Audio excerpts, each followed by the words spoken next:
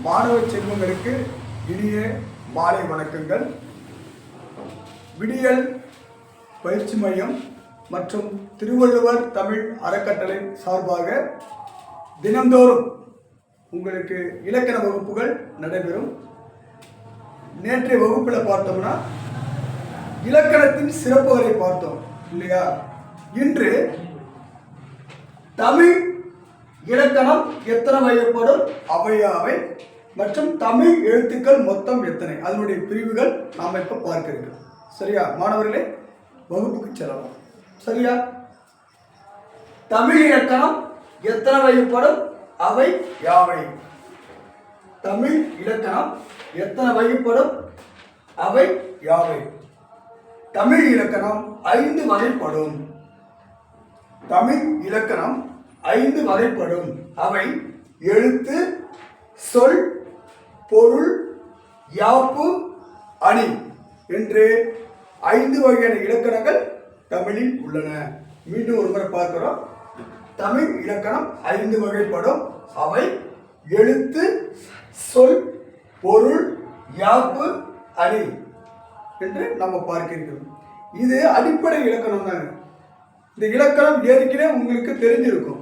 இருந்தாலும் எங்களுடைய பயிற்சி மையத்தின் சார்பாக ஒரு திருப்புதல், ஒரு நினைவூட்டலுக்காக இப்ப நம்ம பார்க்க இருக்கிறோம். சரியா? நன்றி. அடுத்தது பார்த்தீங்கன்னா தமிழ் எழுத்துக்கள் மொத்தம் எத்தனை? தமிழ் எழுத்துக்கள் மொத்தம் 247. தமிழ் எழுத்துக்கள் மொத்தம் 247. அதுல அந்த பிரிவுகள் நம்ம பார்க்கிறோம். உயிரெழுத்துக்கள் 12, மெய்யெழுத்துக்கள் 18. ஆக மொத்தம் 30 எழுத்துக்கள். உயிரெழுத்துக்கள் 12, மெய்யெழுத்துக்கள் 18. ஆக மொத்தம் 30 எழுத்துக்கள். இந்த 30 எழுத்துக்கள் என்னன்னு சொல்றாங்க அப்படின்னா முதல் எழுத்துக்கள் அப்படின்னு சொல்றாங்க. இந்த 30 எழுத்துக்களையும் முதல் எழுத்துக்கள் என்று கூறுவார்கள். இந்த முதல் எழுத்துக்கள் ஒரு பக்கம் இருக்க, அடுத்து நம்ம இந்த சைடு வந்துடுறோம். இந்த பக்கம் உயிர்மை எழுத்துக்கள் மொத்தம் 216. உயிர்மை எழுத்துக்கள் மொத்தம் 216.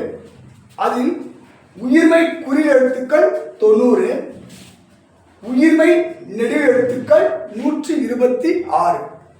மொத்தம் 216.